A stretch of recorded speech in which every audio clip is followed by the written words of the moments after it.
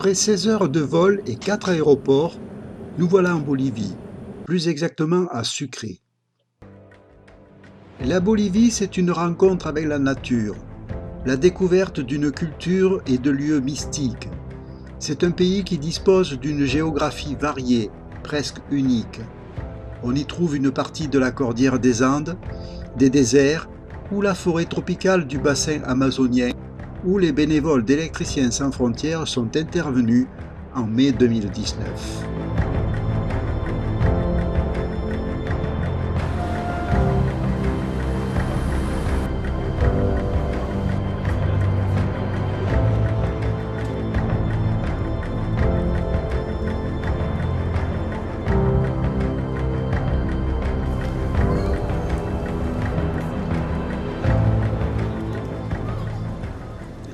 La ville de Sucre, que l'on appelle aussi la Cité Blanche, est une délicieuse ville coloniale située à 2790 mètres d'altitude. C'est aussi la capitale économique de la Bolivie.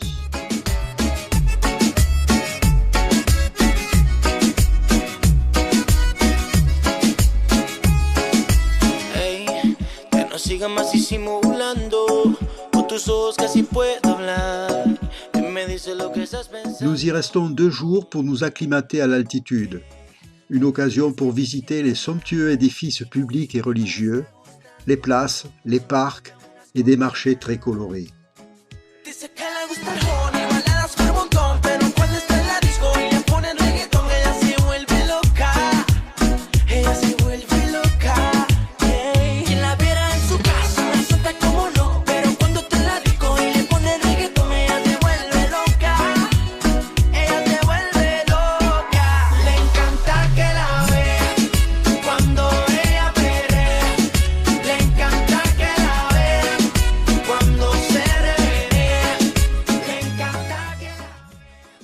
Cette ville est inscrite au patrimoine mondial de l'UNESCO depuis 1991, car elle est reconnue comme étant la capitale de l'art baroque en Amérique latine.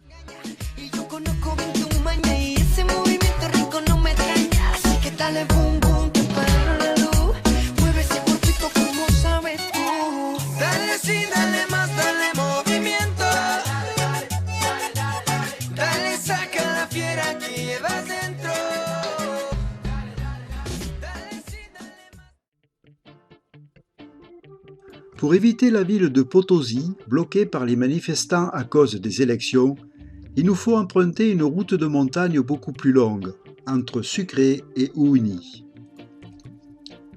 Une route magnifique qui monte et qui descend en permanence, de 2800 à plus de 4000 mètres d'altitude, avec des passages à 4800 mètres. Le bitume est de qualité, le trafic très faible et les paysages n'ont rien de monotone. Nous traversons des canyons, des rios asséchés, de larges vallées entourées de montagnes enneigées, mais aussi des villages d'altitude où les habitants ne sont pas habitués à voir des touristes.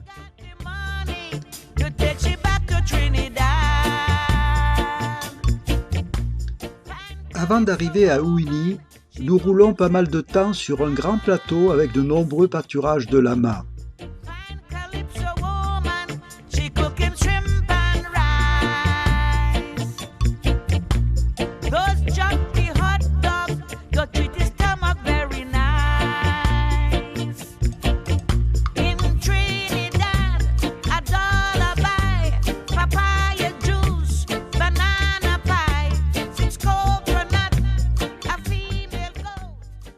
Dans la soirée, une superbe luminosité éclaire des roches émeraude et ocre.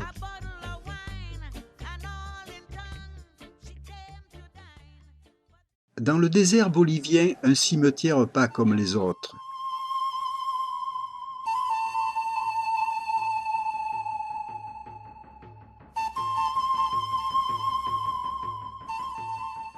C'est un site assez particulier. Une sépulture originale où une vingtaine de carcasses de locomotives à vapeur s'entassent. Ces vieilles dames rouillent paisiblement et se retrouvent couvertes de sable, comme dans une ville fantôme. Le Salar de Uyuni, C'est le désert de sel le plus grand au monde, avec une surface de 12 000 km². Une immense réserve de lithium, malheureusement convoitée. Un lieu totalement surréaliste. Un grand paysage blanc que nous traversons sur près de 200 km. Mélange du blanc pur du sel avec le bleu brillant du ciel et des nuages qui ressemblent à des flocons de coton.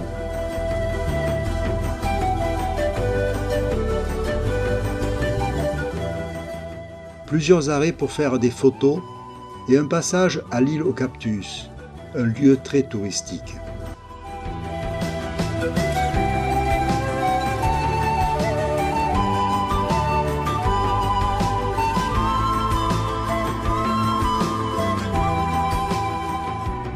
Arrivé dans la soirée à Wanake, dans un petit village Yamara, nous sommes accueillis par Don Primo et son épouse Donna Gloria, qui seront nos hôtes pendant 3 jours.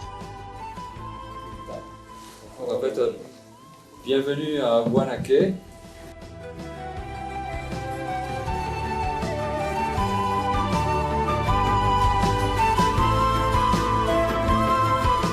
Le lendemain, grande cérémonie avec sacrifice d'un lama. La Pachamama nous donne tout. Sans elle, nous ne sommes rien, explique Bernardo, un chaman sorcier Yamara, vêtu d'un bonnet et d'un poncho traditionnel. Les paysans perpétuent ce culte à la Pachamama, la terre-mère, prient et offrent des présents aux dieux pour avoir une bonne récolte et pour être épargnés des calamités. Les offrandes consistent en diverses sucreries et feuilles de coca qui sont brûlées par Bernardo. L'examen du cœur et des poumons du lama montre aussi comme un livre ouvert que les oracles sont acceptés par les dieux. C'est du bonheur pour ces populations qui partageront avec nous ce repas lors d'une soirée festive.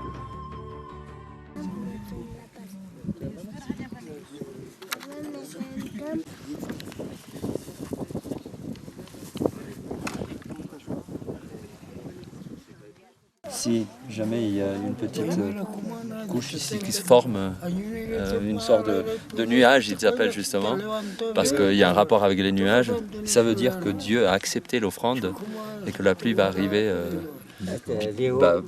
bien, sans des orages, sans gelée. Et donc, en fait, les dieux ont accepté l'offrande. C'est du bonheur.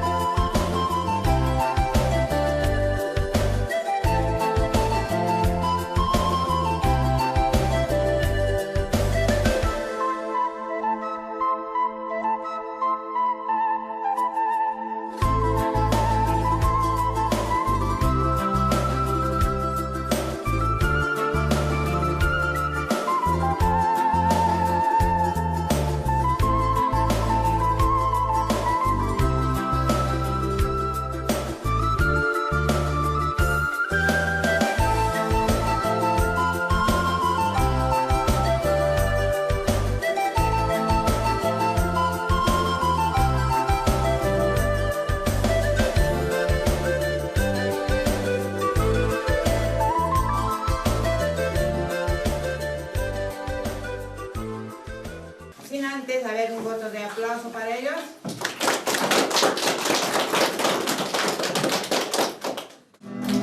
Quiero ser boliviano por esa pastorcita.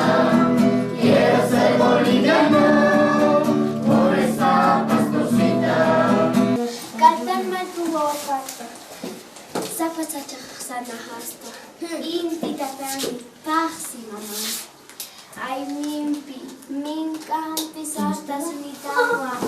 Manchisi mama. Charcamama Satuikua, delantero Piñataica, Aguateca, Guanaki Macaya.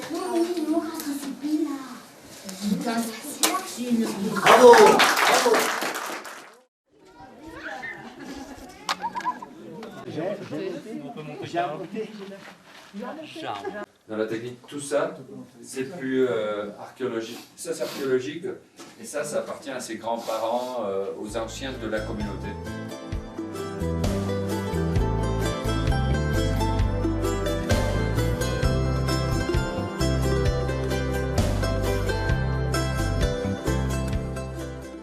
Nous quittons à 4 heures du matin la famille d'accueil et le village de Huanaque pour nous rendre à La Paz.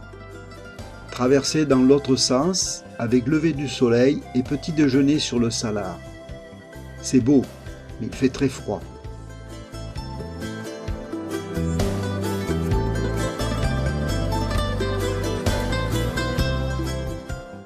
Vol vers La Paz et arrivé sur la ville d'El Alto, la grande banlieue de La Paz. C'est la ville la plus haute du monde, 4150 mètres d'altitude. C'est là que se concentrent les populations les plus pauvres.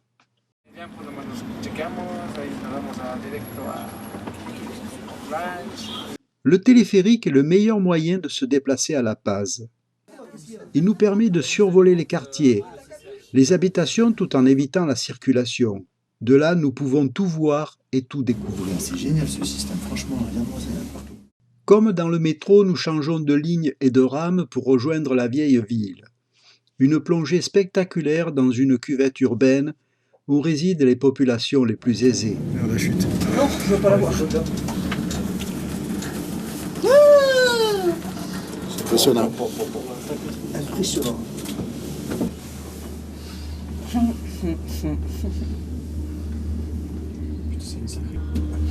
La Paz, on dirait que c'est une favelas en fait. Hein?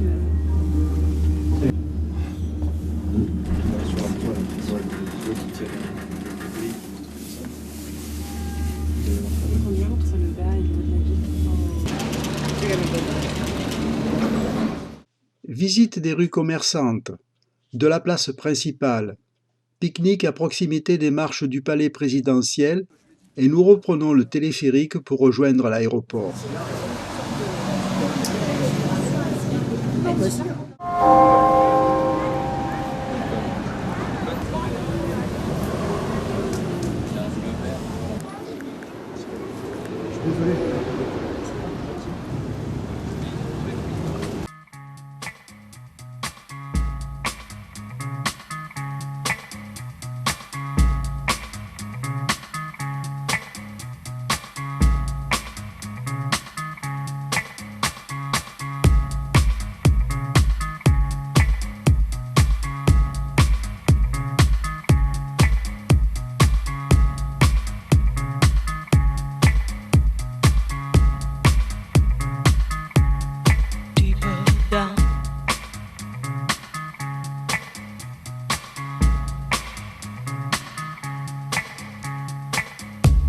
It's everywhere I look, from Las Vegas to right here, under your dresser, right by your ear. It's creeping in sweetly. Direction l'Amazonie, Rurrenabaque. Le lendemain de notre arrivée à Rurrenabaque, c'est le jour de l'élection présidentielle des députés et des sénateurs. Aucun déplacement n'est possible. C'est donc pour nous une journée de détente avant le départ pour les villages.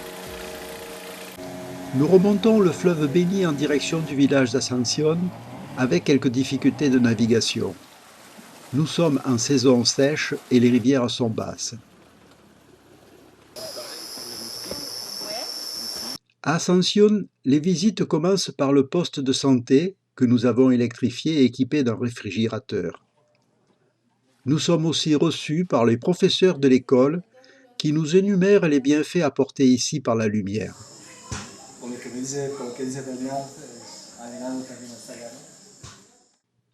La visite du village nous permet de rencontrer les populations avec qui nous partageons les activités quotidiennes.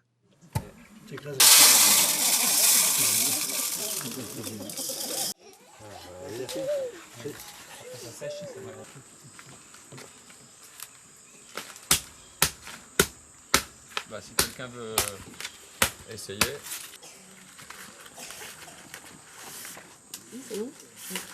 C'est les feuilles d'un bambou. Et bah, tu vois. Là. Non, si. Vers du Dans beau. ce sens. Ah, d'accord, ok.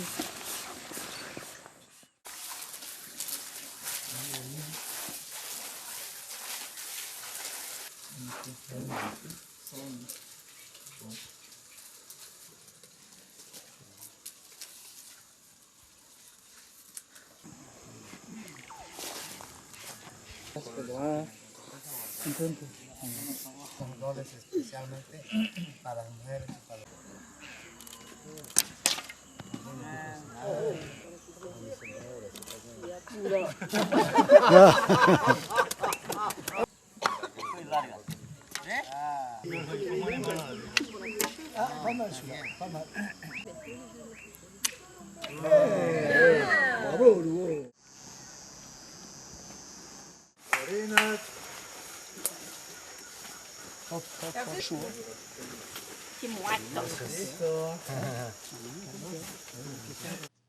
Le lendemain, 1 heure de pirogue et une progression à travers la forêt pour rejoindre le village de Sant'Antonio de Sani, où nos voyageurs s'adonnent à un premier chantier solidaire, installer un générateur photovoltaïque dans une petite école.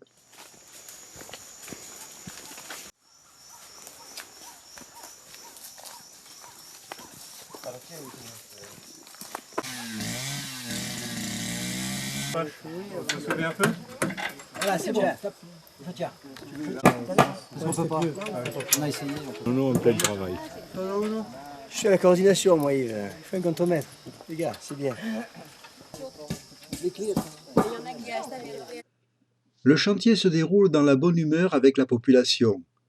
D'autres participent, avec les enfants, à des activités de dessin. Regarde s'il y a la bonne longueur. Là, tu veux que je tire? Ouais, tire un peu. Ça, c'est la terre. Vas-y. Ah, celui-là, ça va mieux. Ouais, il ira mieux.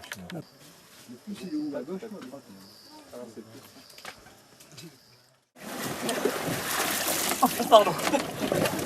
Bravo!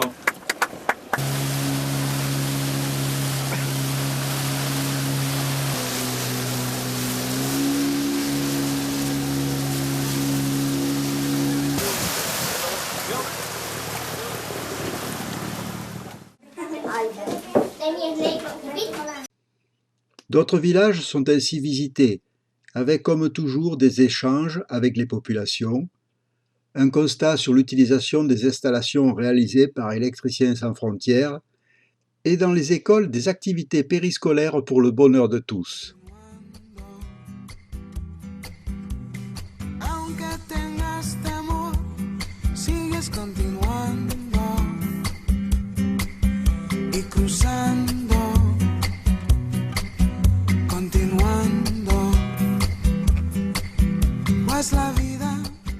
Rejoindre la capitale Santa Cruz pour reprendre l'avion vers l'Europe ne s'est pas passé sans mal. De nombreuses manifestations, avec de nombreux barrages en ville et sur les routes, ont failli compromettre notre voyage et surtout notre retour en France. Les chauffeurs ont fait preuve ici d'une grande diplomatie pour convaincre les manifestants de bien vouloir nous laisser passer. Un peuple compréhensif, qui malgré le chaos et l'incertitude qui règnent actuellement en Bolivie, a su nous épargner bien des difficultés. Des rencontres qui nous donnent une occasion nouvelle de vivre ces mouvements sociaux de l'intérieur et peut-être de mieux les comprendre.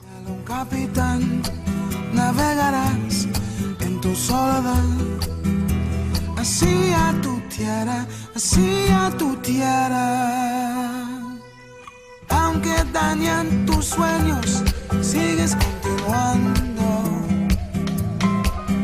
y sangrando, continuando hasta los días tranquilos, sigues continuando, explorando.